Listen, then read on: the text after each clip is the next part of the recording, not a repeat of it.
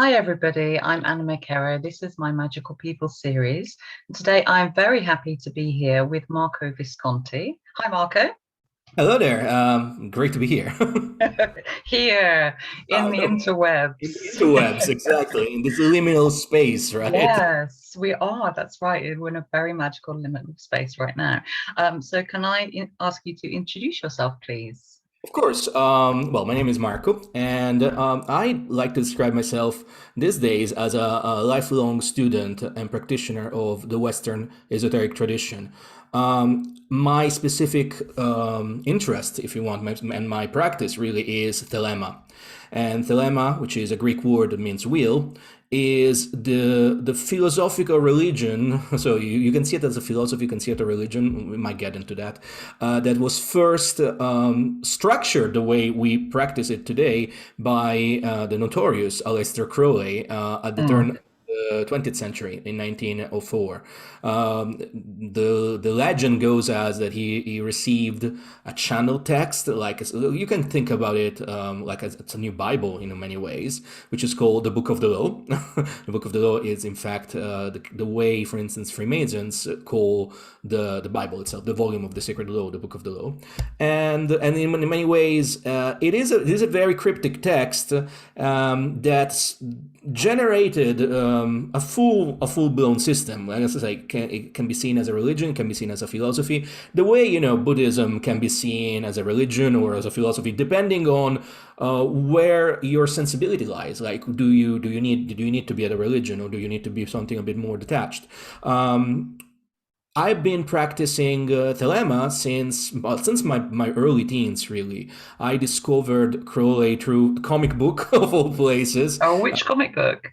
It's an Italian. I'm from Italy. I'm from Rome, Italy, and I grew up reading this comic book, which is pretty popular in Italy, called Martin Mister, Oh, and it's basically this character, which is an anthropology professor, but is also a TV personality. It's a bit of an Indiana Jones kind of guy.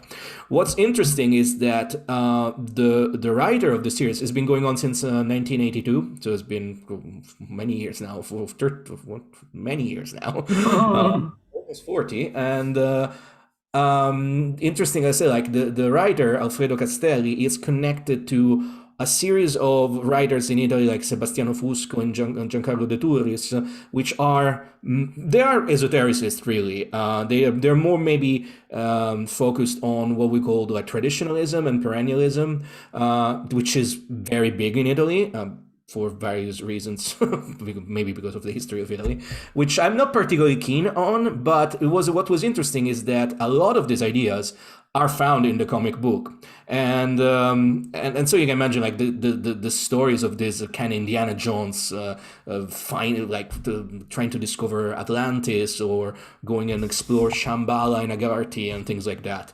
UFOs, fairies, very interesting. It's fantastic.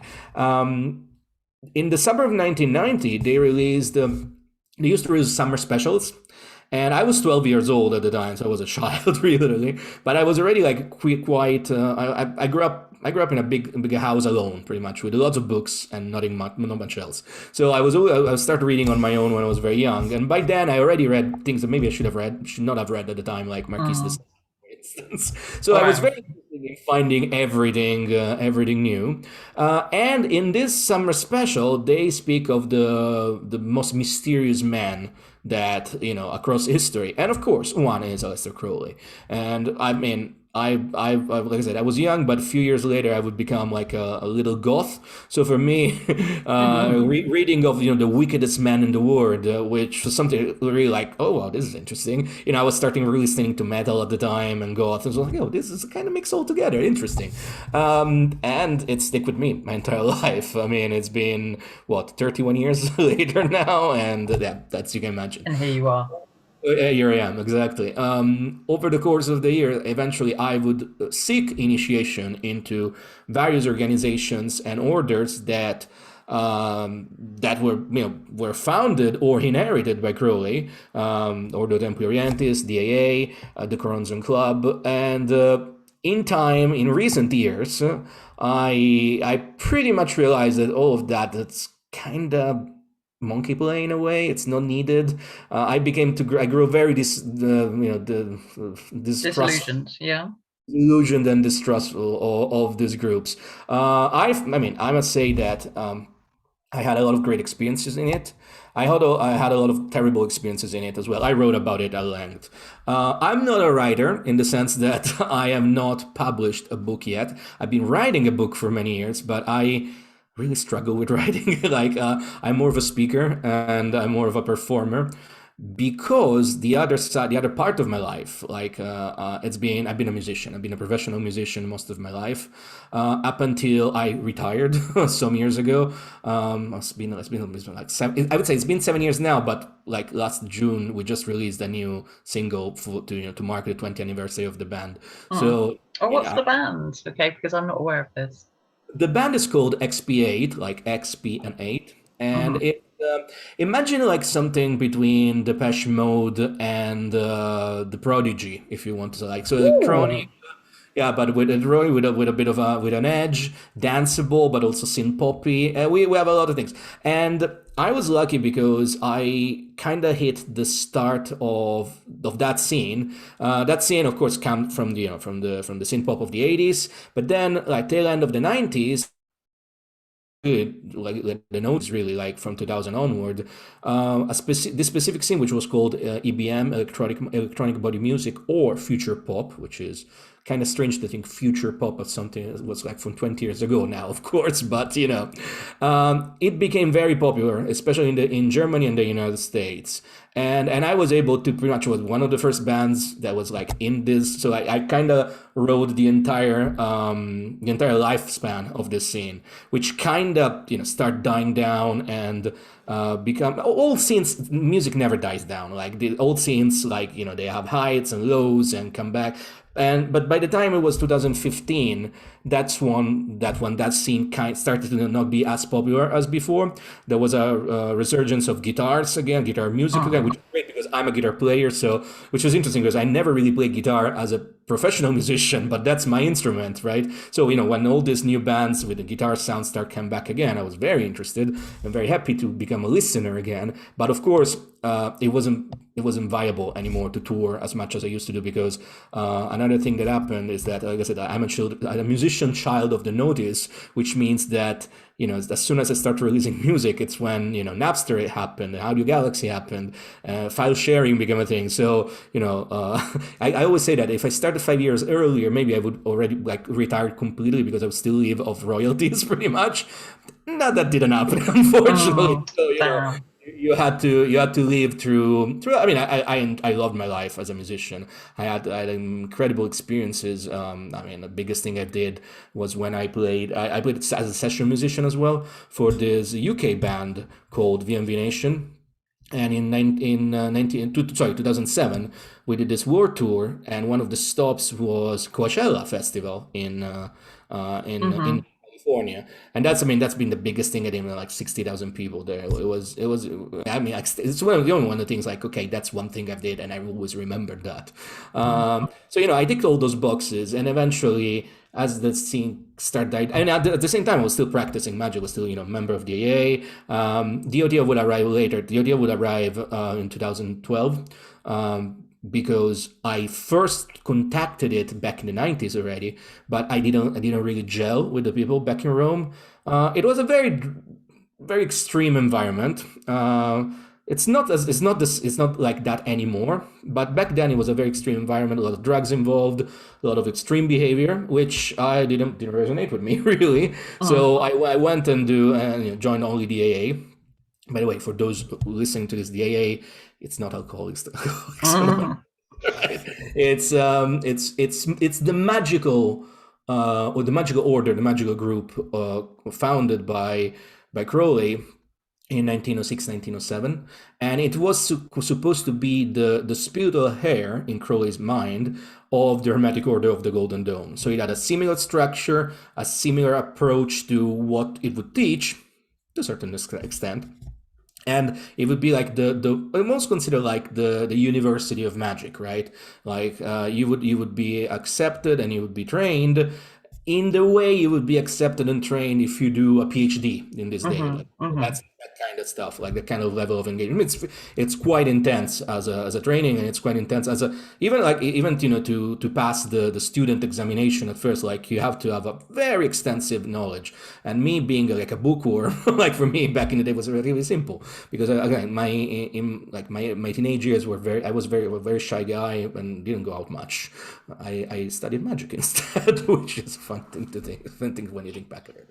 Mm. Um, and so, yeah, I mean, like I said, this is, I mean, I don't know, I'm rambling and I'm known to ramble a lot. So this is pretty much where I am and what I've been doing all these years. To put a bookend in various interiors, like I decided to try and make sense of all the things that I've learned over the years. And coupling that with my disillusionment with the experience that I had in Ordo Temporientis that I wrote about there's like articles online which might become a book at some point, as I said before.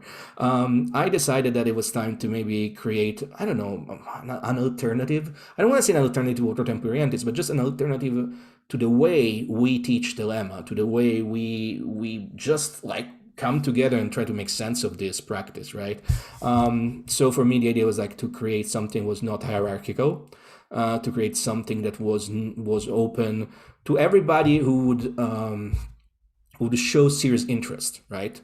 And this eventually morphed into, well, the community I'm running right now on Patreon, which really, once again, it's something that came together with the pandemic.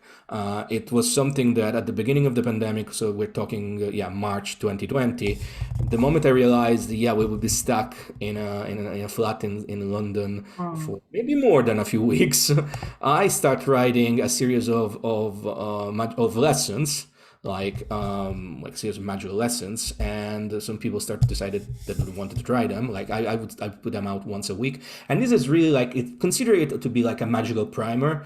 I don't know if you get I don't know, Modern Magic by Craig, that you speak about, or even Crowley book 4, when you speak about pranayama and then becoming aware of the present and then learning what is the elements and like the pentagrams and then the connection with the divine and the hexagram. Like it's very ceremonial because that's my background.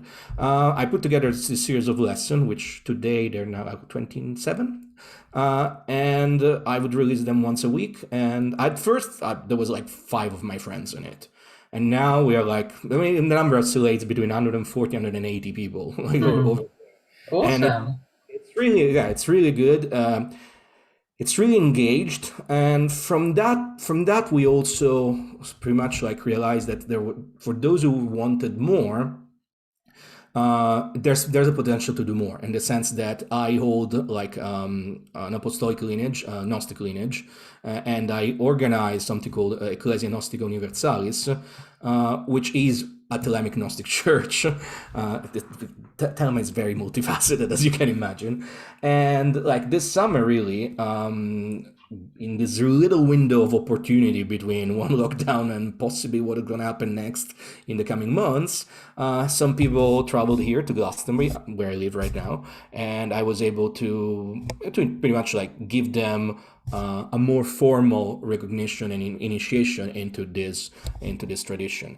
Mm. And the plan going forward is, like I said, to try and make sense of teaching Telema without falling into the pit of becoming yet another oppressive, hierarchical, patriarchal organization, which me as a white cis male, it's like why wouldn't you want that? Because I've been there and it wasn't good. Like it wasn't really Mm. good. So, Uh, sorry, that was there's so much in there, I think, that we could ask questions about. I think a couple of things. Could you explain for people watching maybe what the Gnostic Church thing is, and maybe also just explain a little bit like how Thelema traditionally is hierarchical. So why it's like, so it's a series of orders. So it's an order with a series of different levels that one progresses through. So maybe say a little bit more about that. Sure. Just for starters, when we speak of Gnostic churches, we must understand that it's a very loose term. Okay, there are Gnostic churches out there like the Ecclesia Gnostica by Stephen Hoeller, which are, for instance, Christian Gnostic churches, and there is a series of Gnostic churches out there that do not recognize themselves as Christian, and in this case, there are several Thelemic Gnostic churches. The ground zero for this panspermia of churches, if you want, is the vision that one Frenchman at the Jules Doinel had at the, let's say, the tail end of the 1800s. Doinel somebody was invested in Freemasonry, esoteric Freemasonry, continental Freemasonry, so what we find in France, which is very different from what we find here in the UK.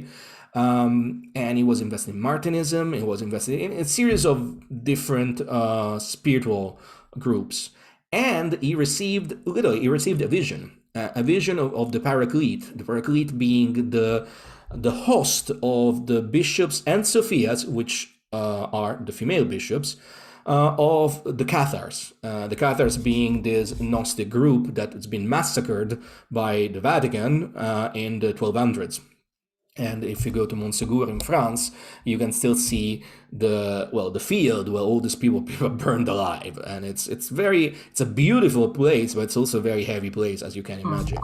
The vision of Doinel was this host of spirits told him that the Aeon Sophia, the divine Sophia, was coming back to the world, and he had to recreate the primeval church of Sophia. And as you can imagine, this is something that departs very starkly with what we think of churches, what we think of the idea of a father god. But in fact, when we look at what we know of Gnosticism, which is very little, in fact, because even the term scholar Elaine Pagels, which kinda is like the most important source on Gnosticism.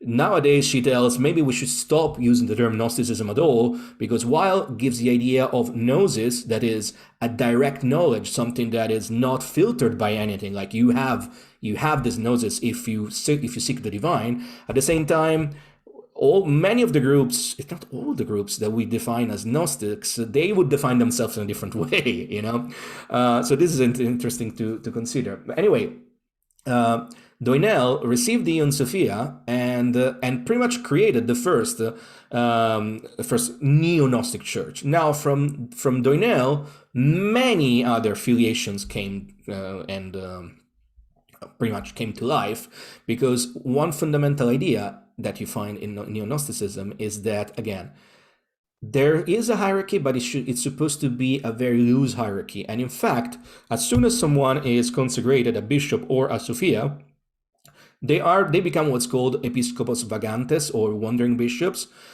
in the sense that they are tasked pretty much to go in the world and spread the light of the gnosis. That means create new churches, pretty much, if they can find people that are willing to work with them.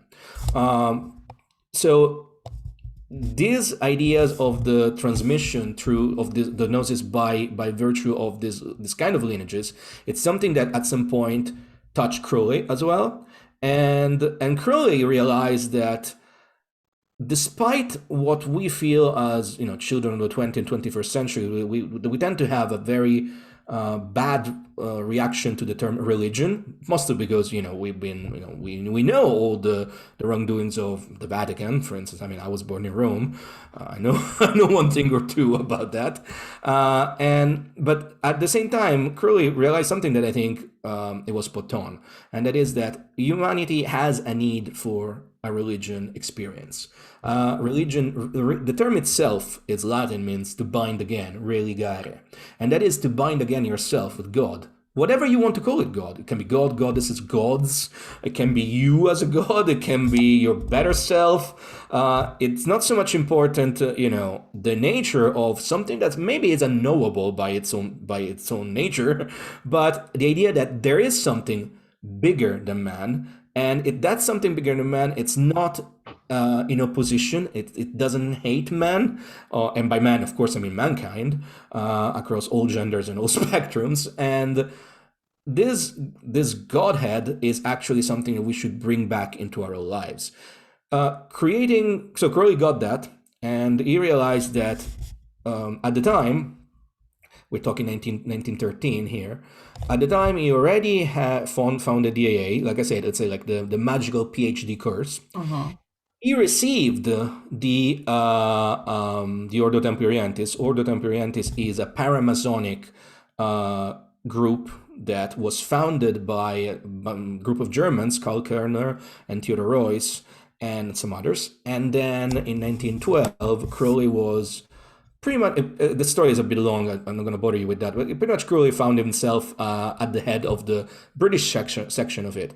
And when I say that it's a Masonic group and not a magical group, I mean in the sense that there's different ways you can engage in the transmission of knowledge if you do it magically or if you do it masonically. The reason why a magical group usually is divided in grades, it's because you have to be graded, you have to prove yourself that you've received that level of knowledge, and your peers recognize you, like, say, as like your peer reviewed, if you want, okay? Whereby Masonic groups work by degrees, in the sense that you're always shown the pie, okay, the all of it, through allegory, through symbology, and only step by step you get degrees of this pie till you have the whole, right? And so there are two different approaches in how you transmit knowledge. But Crowley realized there was something missing, and that is that he didn't have a church. And he realized that if Telema was to really be transmitted to every man and every woman, because in the Book of the Law it is written, every man and every woman is a star, and the law is for all. So, and that means everyone, right? It means it doesn't matter if you're rich or poor, if you're black or white, if you're a man or woman, or every intersexed, as much as it's for everyone. He realized, okay, possibly by focusing on this need of humanity to rekindle this connection with the Godhead, possibly we need to create a church. And he decided to use one of the lineages he inherited, in this case coming from Jules Donnel, the Neo-Gnostic Church, and he created what's called Ecclesia Gnostica Cattolica. That, of course, would go into several, let's say, iterations, if you want. And then in 1990, a group of bishops of Ecclesia Gnostica Cattolica met here in the UK. And since they didn't really agree with the fact that the head of the order of the EGC, Ecclesia Gnostica Cattolica, which is also the head of the order of the OTO, decided to merge the two together, in the sense that in order to, for instance, to become a bishop and pretty much somebody that can go and establish new churches, you had to be a high degree member of the OTO. But you cannot become a high degree member of the OTO unless you're friend with the boss. So you can see there was a bit of a problem there. So these bishops came together and rekindled Ecclesia Gnostica Universalis. Fast forward in 2018, that's when I inherited it by one of those people. That was the last person that had the baton, if you want. So in many ways, this is, like I said, what is the EGU? EGU is what we're trying to make it. It's a group that can teach you what Telema is, how to live a Telemic life, how to do Telemic rituals, and we aim at creating, at officiating group rituals, where people that maybe have just a passing interest, they can join. We're building a temple here, both in London and in Glastonbury. In fact, we were building a temple in London right before the pandemic hit. As you can imagine, big a span in the work in that sense. Well, but the idea is that we to create like physical temples where people can come and say, hey, tell me what Telema is, show me what Telema is. There are rituals. The most famous is the Gnostic, called the Liber 15, the Gnostic Mass. But we're also trying to create new rituals whereby, as you can imagine, all these rituals were written by Crowley, and I personally don't like Crowley a lot as a man, right? I like his writing a Mm. lot. The writings that are divinely inspired. He wrote a lot of things that I completely disagree with, and I don't. I always think that I would not want to be his friend, Oh and God, no, no. Much less it's his wife. absolutely exactly. Um, I even like in like some months ago, I even put something out under the aegis of Ecclesia Gnostica Universale called the Post-Thelemic Manifesto, which has been received like it's been like kind of a Marmite thing, but I knew it would happen. A lot of people loved it, and a lot of people hated it only because they were reacting to the point of like, oh, you cannot do Telema without Crowley, because the message in the Post-Thelemic Manifesto is we respect Crowley, we want to put him away from the spotlight. We want to put the philosophy on the spotlight. We want to put other people in the spotlight. There's been other movers and shakers in Telema, but dead and actually alive. I'm not one of them, but there are some that are still alive.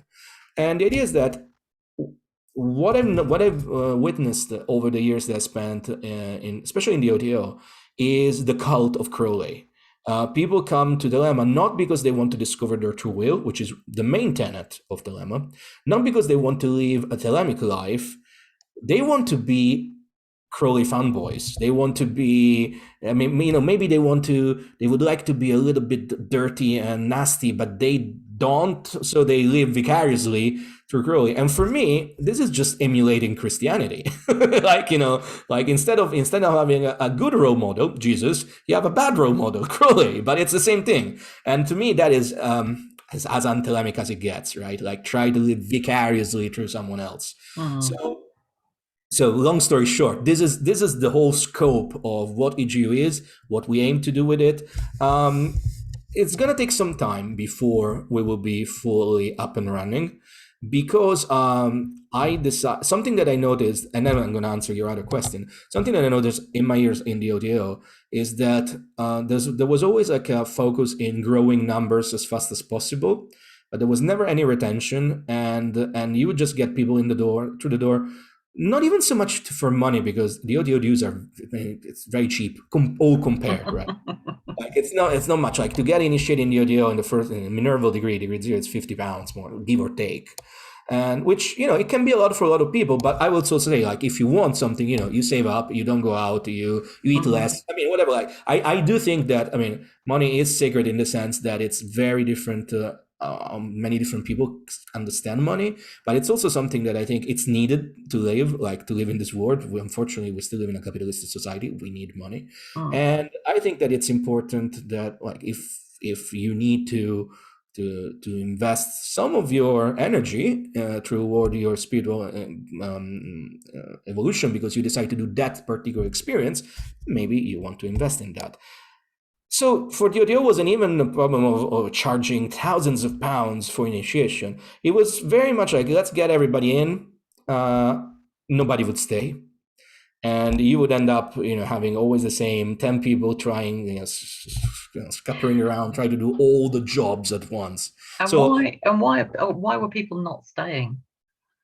all right, I know you you're gonna ask me that. Mhm. This is um, what everyone would want to know hearing this. I think there's a variety of reasons, and I can tell you, my experience is the experience of Ameth Lodge in London between 2012, 13, 2012. I mean, I was initiated in Chem Lodge in Rome, but I came to the UK in 2013. So let's say 2013 so for 5 years till I left in 2018. Those were very intense 5 years, because I became treasurer of the lodge right away. And I was pretty much like the one running also classes. The reason why, so let's say, like, this is the experience of one place. If you go online, you will find a lot of people that try to dismiss my criticism of other people criticism, to say, well, it's different from place to place. My lodge is great. I believe it. I Sure, believe of course. it's really true that it's different from place to place. I would end up discovering that there's serious rot at the top, and we might discuss it later. But the reason why most people didn't stay in Ameth, it's because there was a complete lack of vision in leadership. Like people that were at the top, which I was, let's say, I was in the managerial level, but I wasn't the one making decision. Maybe I don't know. Maybe it was a boon or a curse. I don't know. But I wasn't the one deciding. Yes, we do this or that. And like I said, it's very hierarchical. So like the people in charge like complete. There's no veto. Like if people say jump, you say how high, pretty much. And there's also why a philosophy behind it as to why you might want to relinquish your this kind of freedoms in order to be more focused.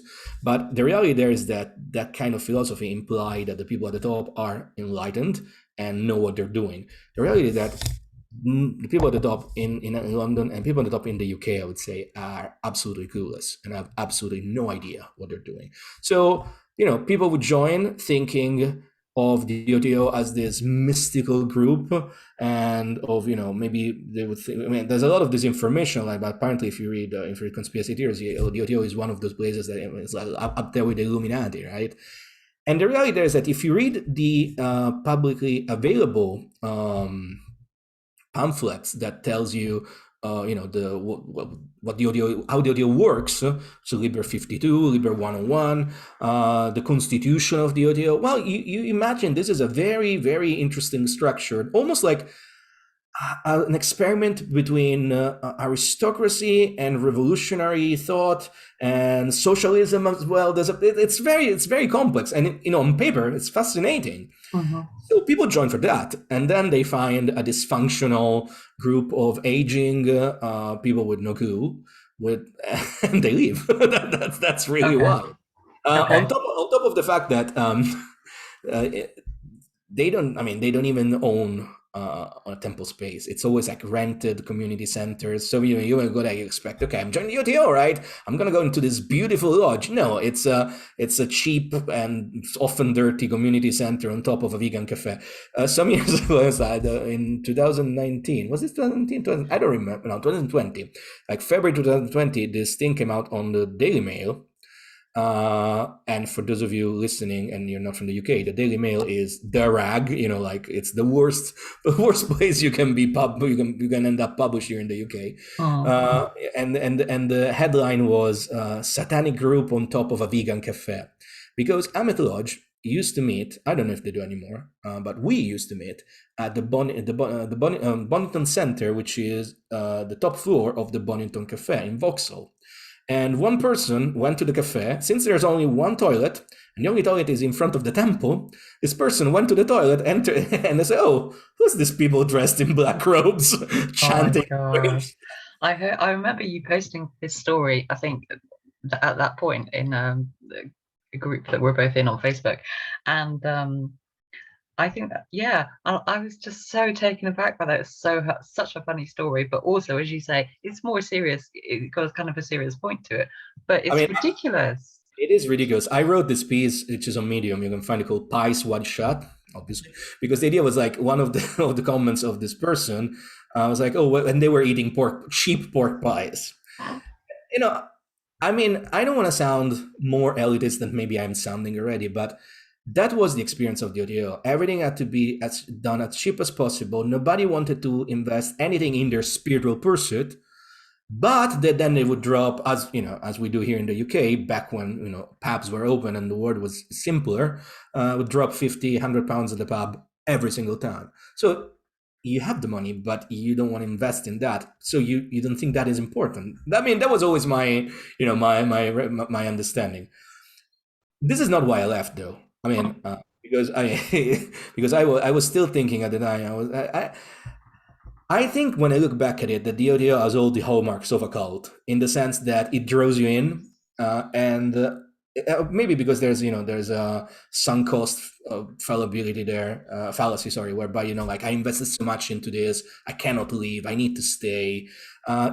When I say it's a cult, I'm not saying that it's not just Scientology. They don't force you to stay. In fact, if you want to go, that's the door.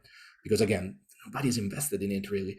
But there are the hallmarks of the cult, because like the more you try to make it work, especially if you want to, if you're invested in that, if that is your spiritual pursuit, as it was mine, you end up living through it. Like for all those years that I was pretty much a co-rounding the lodge, those were my weekends, right? And that's what I was doing, because nobody else would do it if I didn't do it, right?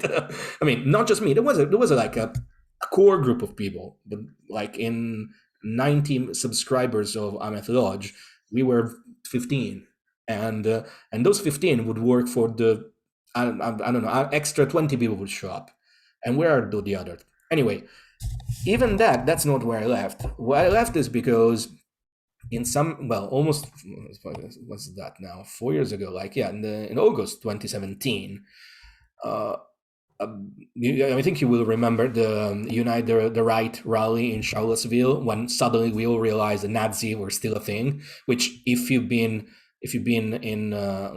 looking keenly in the esoteric world, no matter which denomination, you always knew it, because they've been there for the last 20 years or so. But all of a sudden, the world realized, oh shit, we have Nazis right again. Well, some of those Nazis were audio members, American audio members. That thing exploded online, as you can imagine. I was there denouncing it to the leadership, to the worldwide leadership here we're talking about. Turned out that the worldwide leadership didn't care, because all these people were connected with one of these worldwide leaders, James Wasserman. He passed away in last November. But at the time, he pretty much took the internet to storm and say, it's our time. Fuck the liberals. This is the true message of Telema. I'm gonna write. He wrote articles on New Dawn magazine as Trump was the perfect Telemic man, and I was like, clearly on very, very different pages there. Exactly. And the thing is that I've been identified over these years, because I'm so anti-fascist and so outspoken against this thing, as a lefty or a liberal. Don't think I am. I am much more. If I think I'm more of a right-leaning centrist, if you want, in many ways. I'm not a conservative though. I think I'm a Thelemite, and a Thelemite has nothing to do with fascism. It's just if you think you can read into it, especially again when you separate Crowley the man and his more bombastic writings and the holy books of Telema, the channel text, you realize that, I mean, there's no way you can make sense of it as a fascist statement. If you do, go see your shrink, because you need that. Anyway, I just spoke it loudly and loudly and loudly. Nothing happened. Other did. My brother in the OTL, EL131, which is a Thelemic author. Actually, I mean, I'm interviewing him in a couple of days for my podcast, so it's funny. I haven't seen him forever, but he has been very, very vocal as well. And what happened there is that pretty much me, him, and a bunch of other told you, well, your OTO career is over. You'll never get a new promote, because after a certain point, you need to be invited to the degrees. And that's why I say, like, hierarchy doesn't work, because it becomes like who's friend of the boss. Really. It's like a boys' club, yeah.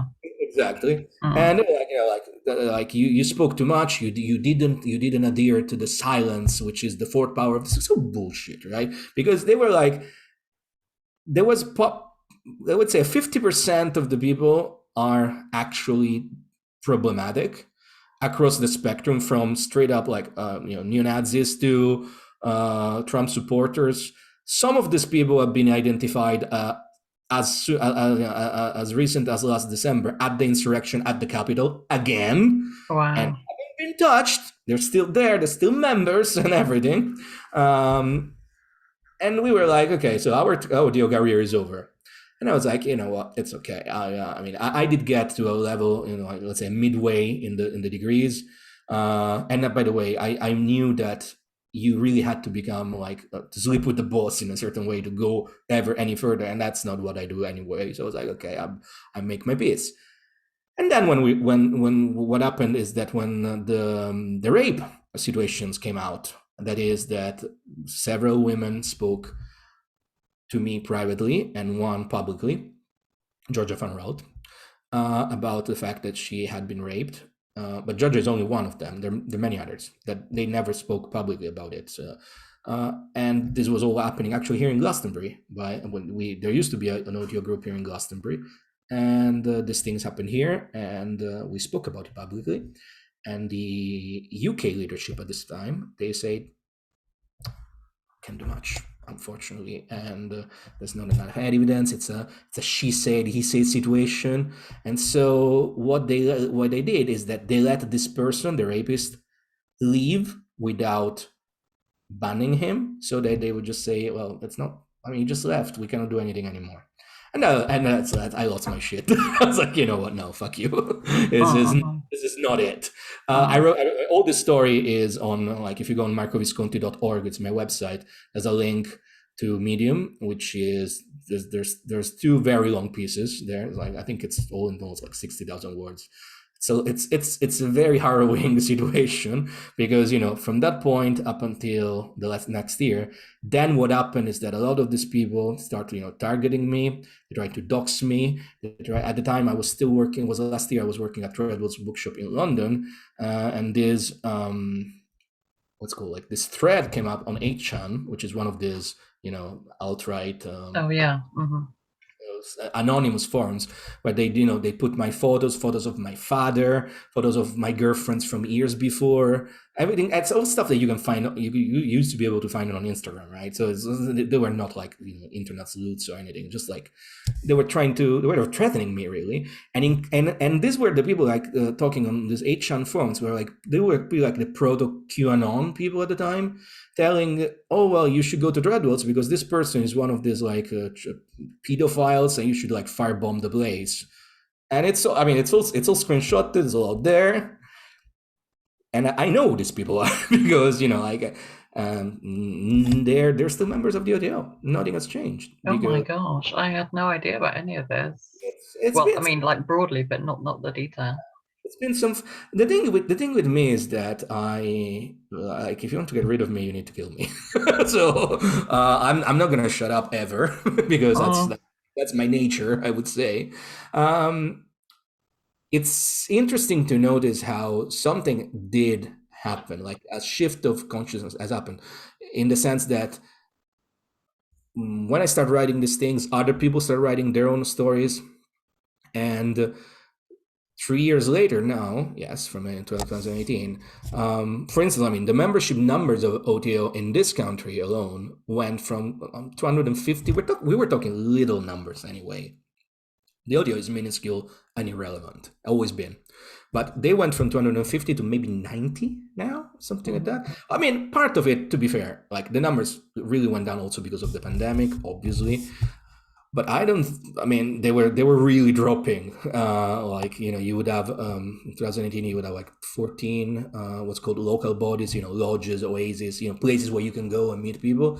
And before the pandemic, there were like 5. So, you know, like, it was shutting down because if you speak with some audio people, they would tell you that maybe that is by that was their plan anyway, because these places weren't working fine, etc., etc.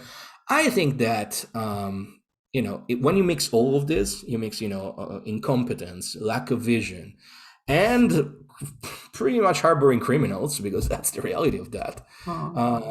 People say, like, why should I join this thing? Why should I? Yeah. When you look at it from that point of view, it doesn't particularly appeal, does it?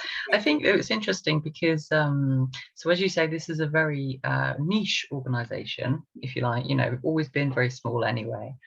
But from the outside, I think it has, you know, when you don't have very specific knowledge about what's going on, it has quite a kind of a mysterious and intriguing image.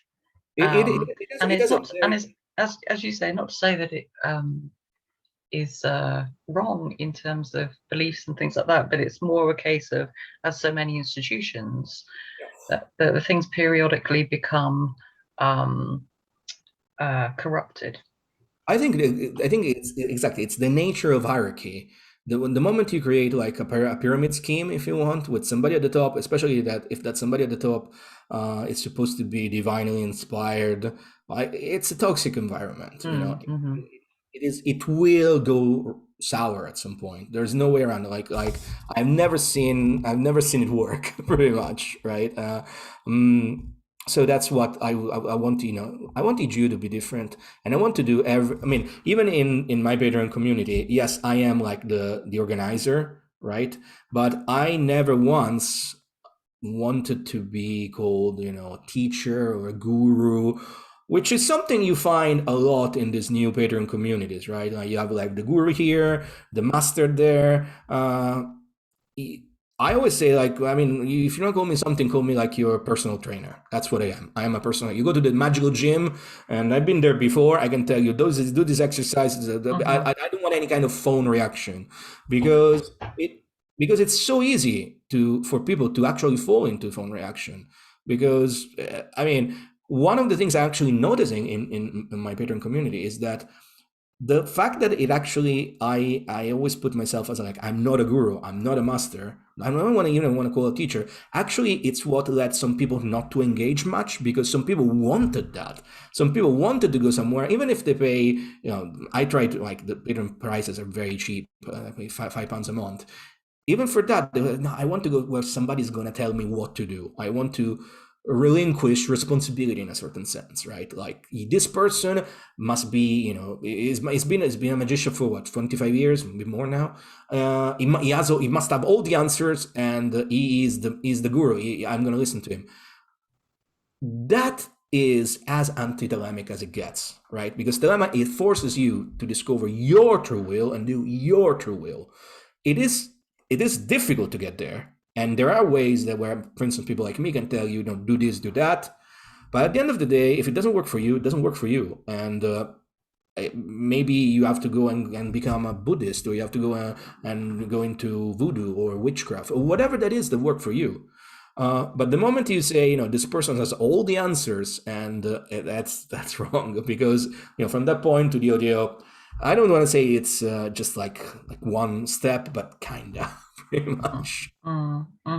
And I think most people that across the alternative spirituality spectrum tend more to be kind of natural individualists and kind of anarchists, in the sense that they don't, like, witchcraft, for instance. There's no central organizing body, and there Yeah, never really has been. There are lineages, there are yeah, bits and bobs, but there's nothing.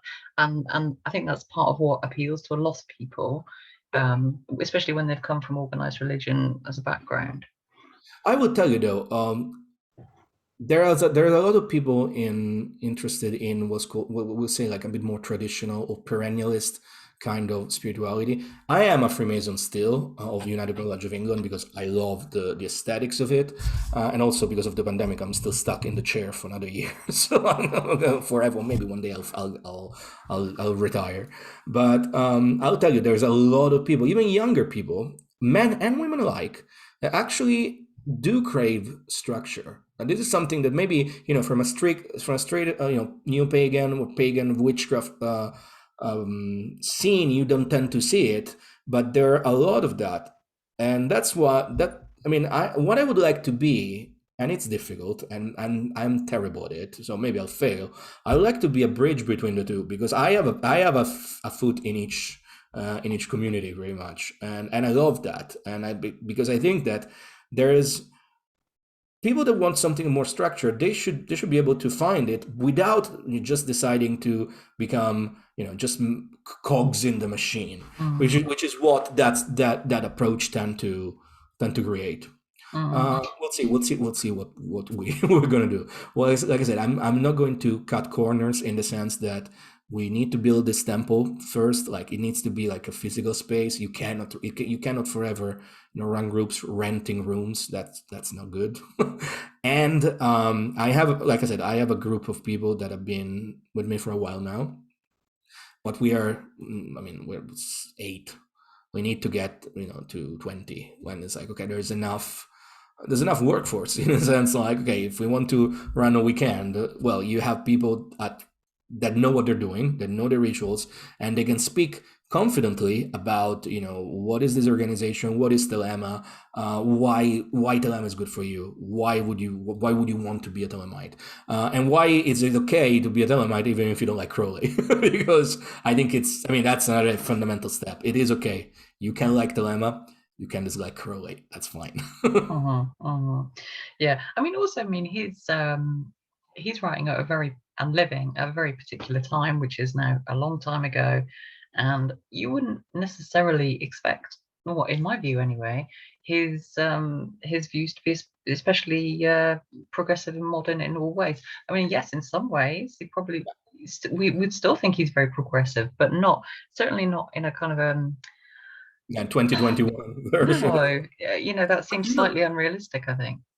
what the reason why I wrote the Potsdam Islamic Manifesto, it's because when we look at Crowley, and we try to be as objective as we can, it's undeniable that he was very progressive in a lot of his ideas.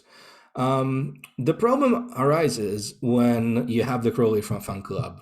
And you have the Crowley fan club on the both side of the spectrum. That is, you have the Crowley fan club that will concentrate only on Crowley, the racist, the nationalist, the misogynist, the horrible person, because might makes right. That was Crowley. But Crowley was also the person that I know Nina Cunard considered him to be the exemplary anti-fascist. So all of this was Crowley, because as Crowley was a complex man, we are very complex. And I would say Crowley definitely had the hallmarks of the genius, and geniuses tend to be more complex than us normal mortals. But the problem is that you almost never get this kind of nuance approach when you speak about Crowley. You either have the people that will say, no, Crowley was actually the perfect, Crowley was Trump, and Trump is Crowley, or and you find this a lot in liberal Telemites, especially in the west coast of America. Oh no, Crowley was just like peace and love. You like all the bad sides of it. We don't speak about it because no, he never said anything bad. It was like you misunderstand. I think the problem is in both sides. The problem is that both those who think that Crowley was, the man that really, in many ways, inspired the Summer of Love and the hippie movement, because Telema has that side to it, but Telema is also fire and brimstone. They're two together. And the message really is fun. There's a beautiful book on one of the holy books of Telema called Liber Tzaddi, Belhamus Hermeticus, or the Hermetic Fishhook. And it speaks of this need for the initiate to experience the extremes, but always go back to the center, always go back to strive for balance. Because without balance, there is no initiation, there is no evolution. Well, maybe the message we're right. It's not, the thing is that it's not a very sexy message. It's so much better to think, like, oh no, it's boring, right? It's like, well, Yeah. as most things in this life, I would say. And it's particularly out of vogue just now, really, because this being the center on anything and kind of saying, okay, let's, everybody's a little bit right here, maybe let's talk about it, is very out of fashion, because that's where we are at the moment. It'll Super come around polarized, again, absolutely. but that's just for whatever reason where we are now. We're in this like deeply, you agree with me or you're a Nazi situation. Exactly. Yeah, which, you know what, in sometimes, like, if you're a Nazi, I'll tell you you're a Nazi. But it is true. I think we have experienced so much polarity in recent years, and it's been exacerbated by lockdowns and by going through, the most terrible experience of our lives so far. Hopefully, it's gonna be no more. But I think it's time to really try and find a way back to the center without cutting corners, though. Like, without stop. Well, if you're a proven Nazi, or if you're a proven terrible person, I will always put the Of science there. course, but I think now we're at the point where people who are completely normal people and not responsible for the genocide of millions are Yeah, but I think we're at that. I've seen the Holocaust being invoked in a variety of arguments, like against people who are very clearly not yeah, enacting the Holocaust, and I just feel like that's a little bit offensive for one, absolutely. to the millions of people who've died, but also just a little bit of overstating the case. However, but yeah, absolutely. On the other hand, of course, like oh, when Trump was in power and he refused to come down on the side of the racists. He said, I think there's fault on both sides. I think both sides are good people. You also don't want to be doing that when people are actually, Exactly. extreme racists. So obviously there's a balance. Interesting. That's exactly what happened. What we used to happen in the ODO, right? Exactly that. Like, oh, but well, we cannot really fold them. I mean, we need to listen to them. Like, they're marching with the Nazis. What do you want? You can't. They are Nazis. There's no way. Yeah, Anyway, yeah. There is fairly obvious lines, I guess. that's Okay. Well, I wanted to ask you, Marco, could you tell us a bit about your daily practice? We talked a lot about kind of the overarching beliefs and things, and also where Kalima kind of sits in society to some degree. But yeah. what does it look like for you on a more mundane level? My daily practice has morphed drastically over the years. When I first started, I was really like really into ceremonial magic, right? Like it was pretty much my daily routines, like every day, starting.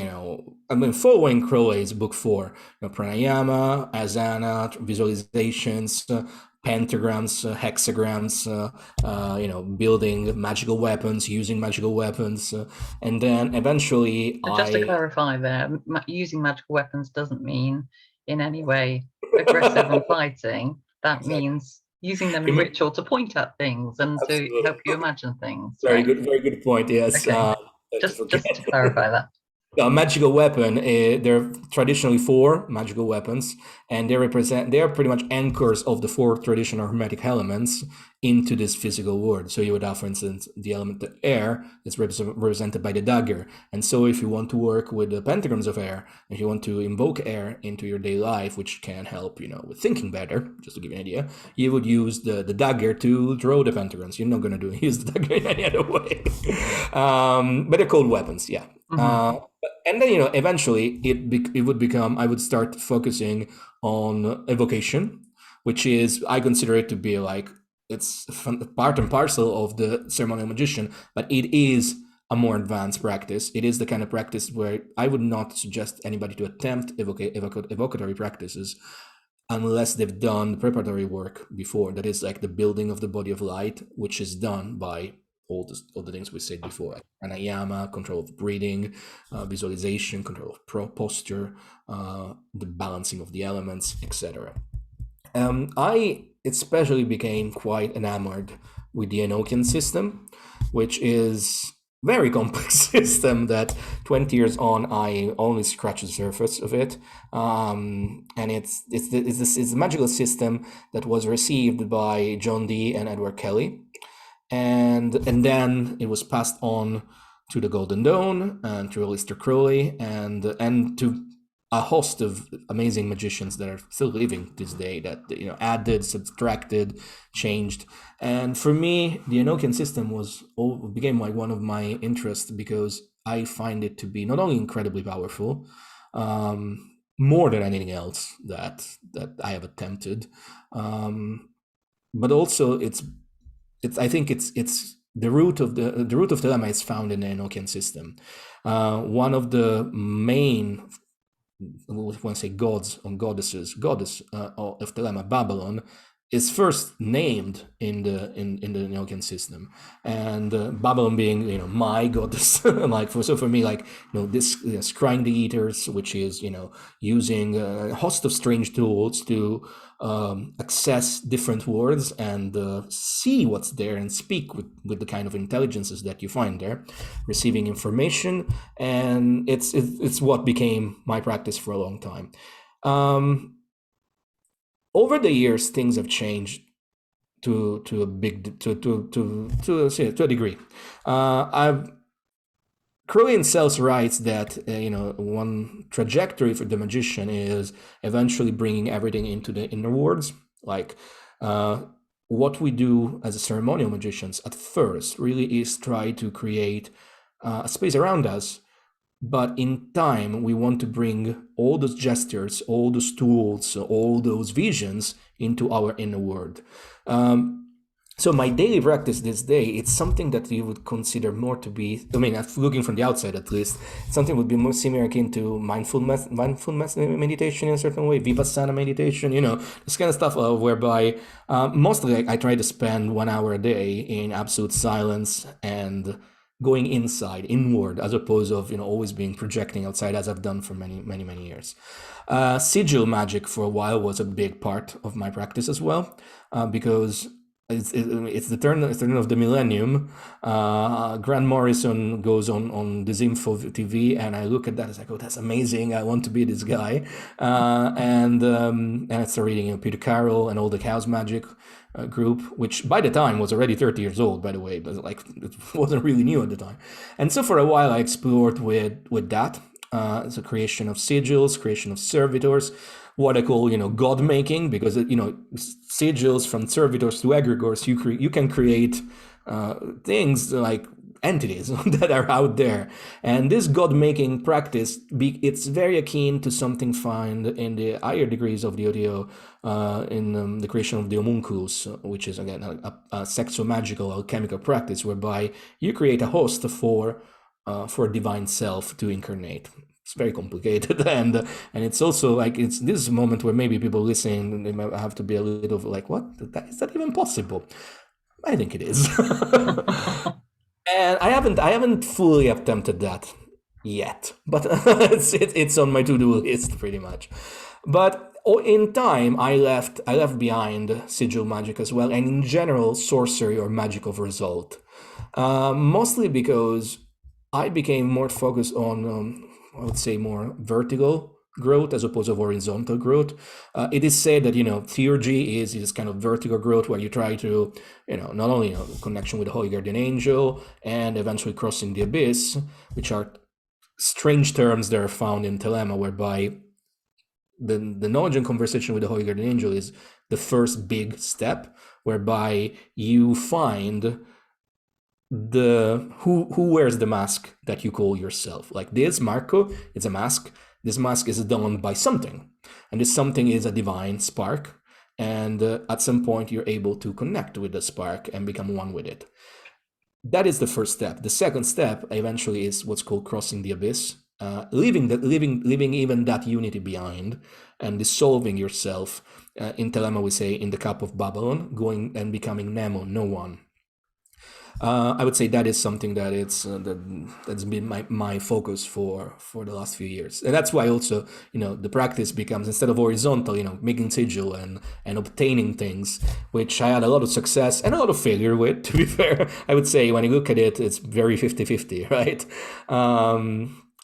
It's not something that I really enjoy doing it anymore, possibly because I felt that once you have that connection and once you're working in a more theurgical way,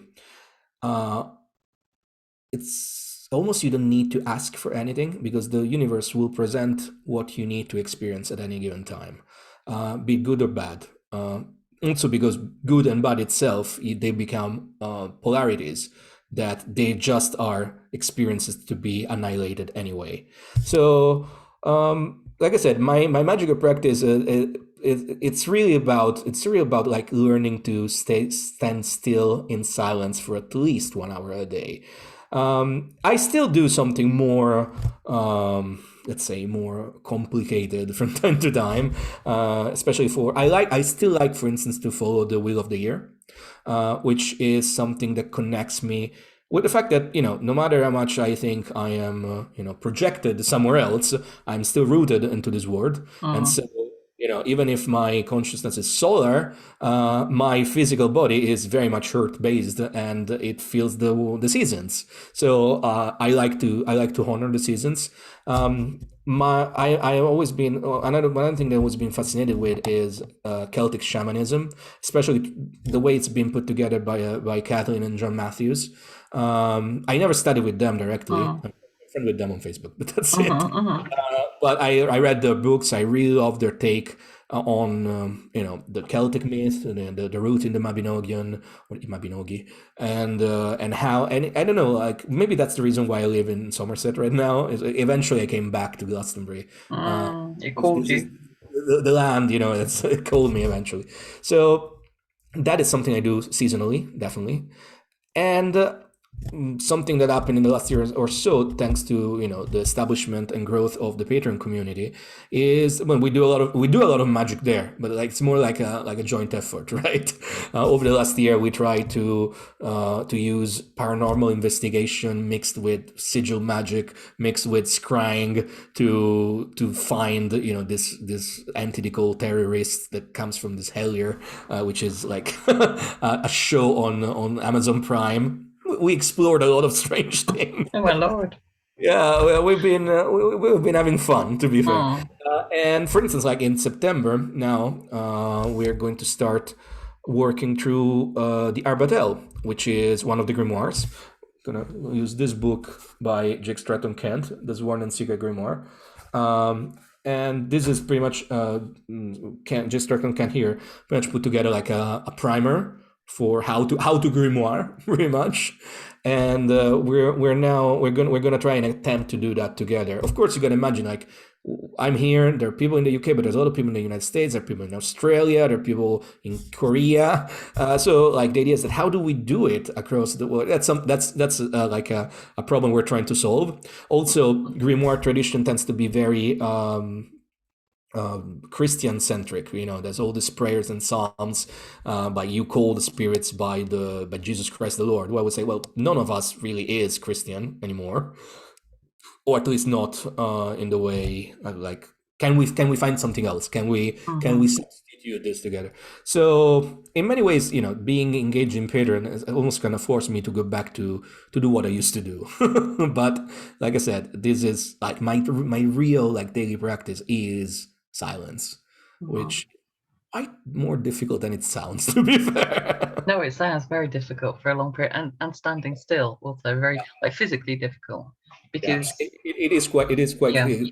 yeah, absolutely. Like I said, you don't have to be in an asana. Like, I mean, I can do the lotus and cry, or do the half lotus and be okay. But in reality, you can sit on a chair, I always say, as long as your spine is erect and you're not leaning down or things like that. As long as your Mm. spine is erect and you're comfortable, that's fine. Some people like to try this kind of like more deep dives into your inner words in what's called shavasana, laying on a not on the bed. I mean, it must be like a hard surface. But I never really like it because it's so easy to doze off, and Mm. that kind of doesn't work. Right? But so yeah, try it though. It's something that it's like it's easier said than done. Yeah. I am not always amazed by, but I'm interested by the fact that I think people would find it interesting that there is quite a lot of yogic practices involved in Thelema, presumably because Crowley knew about yoga and could see how to integrate it. So like as you said, the breathing techniques and the postural techniques to some degree, and that. So bearing in mind that yoga now is very Yeah, for it's very everybody, you know.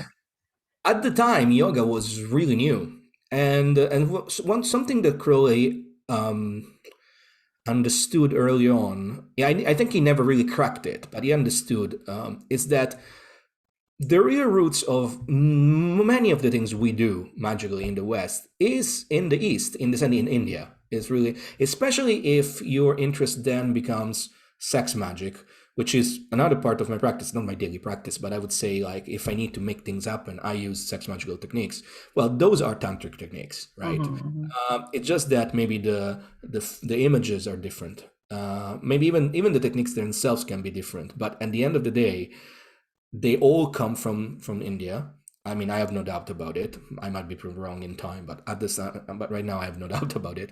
And so, what you need to do really is to become the master of your body. The body is your temple, in the sense that you must be able to constantly be able of your breathing. You must be able to think about it. The way, if you're fully in control of your prana, of your breathing flow, Well, from a biological standpoint, you decide how much oxygen is given to your brain.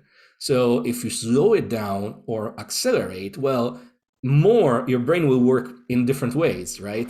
Even from a biological standpoint, there is a truth to why we do this. So yeah, it's you. I would say that Mm, Telema is based on yoga. If you take magic with interior practice, the blue brick, the first part is all about Mhm. asana, posture, pranayama, control of breathing, dharana, visualization, and then you go into dhyana, samadhi, which are more like more mystical states. But also because Telema is magic only as a means to an end, in the sense that magic with the K, the idea magic, K being the ktes, which is Greek for vulva, and the idea that magic is done if you actually engage with sex magic, but even that it's done in for a way for you to start engage with mysticism. It's in the mystical states that you have the final initiations of Telema. You have the visions of Babylon, you understand the nature of Babylon, you cross the abyss, and that is what Telema wants you to do in time, not straight. Like Not straight away. the internet forums and Reddit are full of people that have crossed the abyss.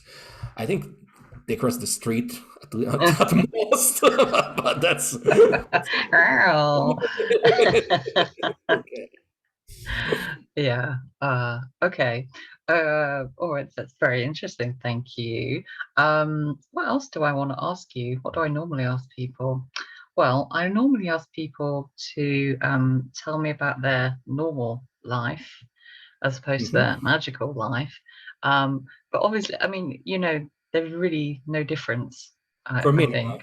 for No. me, there's no difference. I've always lived, outside of the broom closet, pretty much. Especially because I've been blessed and cursed at the same time with living an alternative life my entire life. Like, for 15 years, my profession was musician, and I mean, I'm covered in tattoos. It's like I used to be covered in like facial piercings, but of course now I'm older. Like I removed them. So for me, it was always like I chose that life, right? And it's been a bless and a curse in a way because from time to time you wonder. I mean, I've been wondering maybe middle age crisis, right? Like what would have been if I did something different. It's also because in recent years I realized, as I told you before, I was a target, and I mean I'm still am because I'm very public about who I am, what I do. But at the same time, I wouldn't want it any other way. Like, this is who I am. Like, this is my true will. If you want Mm, to. mhm, So there's no difference really. That's that. mm. I I mean, think I do have a day job, right? But I work from home, so uh, it's I know the joy of working from home now.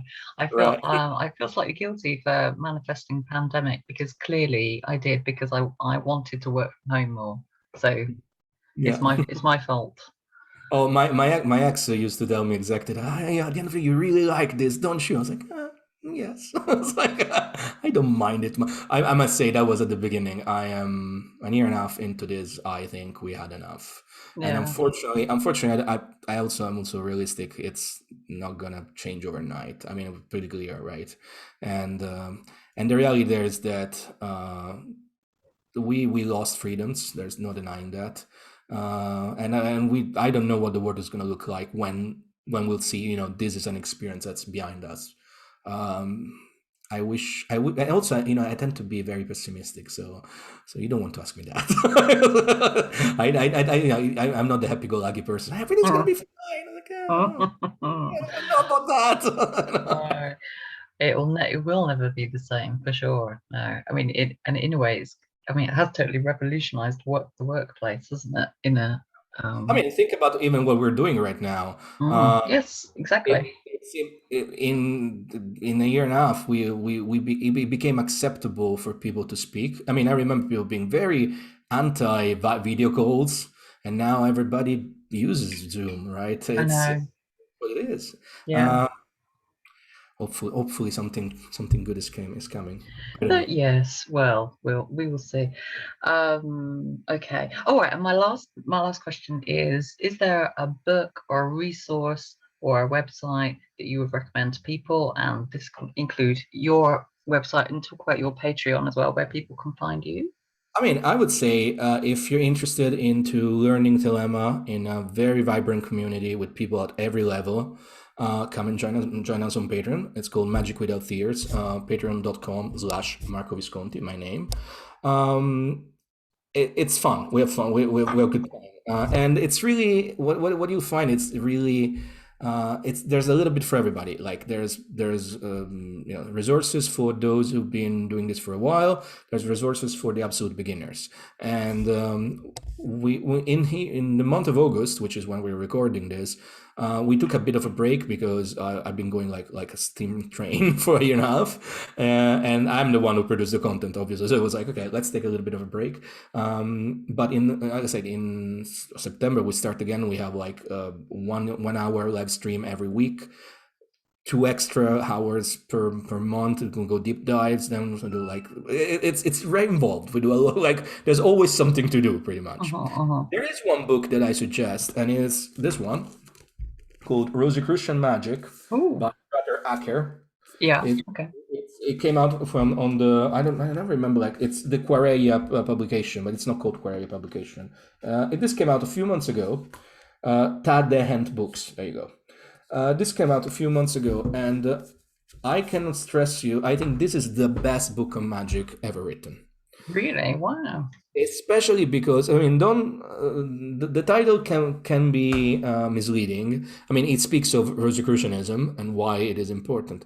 But I think that in this book, Frater Acker, which by the way, I spoke with him once online. We're not friends. But I always enjoyed his output. But this book is fantastic because it really makes important points on, for instance, what is math magic.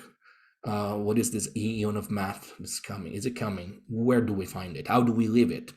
And it makes an important point on what the difference between black and white magic, in the sense that not black is evil and white is good, or something that I've heard a lot in the last 20 years. Well, magic has no color. He makes the point of, black magic in the sense of what we think magic, coercing spirits to talk to us, as opposed to what he calls white magic, is that, well, actually go with the flow. Become spirit yourself, become part of that. And then he makes the point, not one is better than the other. We need both. From time to time, you need to have control. From time to time, you have to let go of control. And again, it's fascinating. He's a fantastic writer, especially for somebody who's like German national, so his English is not his main language. Super clear, and I haven't found anything better. Like I was reading it, okay, this is it. I wish I wrote it. So in many ways, a lot of his ideas are my ideas, but as I said at the beginning of this chat, like I'm not a writer. I'm so struggling with trying to come with, because I have ideas and I want to put them out, but it might take another decade, pretty much. But I was like, oh, I wish I wrote that actually. So yeah. Awesome. That's a great recommendation. Thank you. I'm going to get that too. And I would have been put off by the title, so that's good that you explained that. Okay, well, I think we should probably end it there. But Marco, thank you so much for talking to me tonight. It's been an education and a pleasure. Thank you so much for having me, and it's been a pleasure to be here. Thank you. Oh, yay.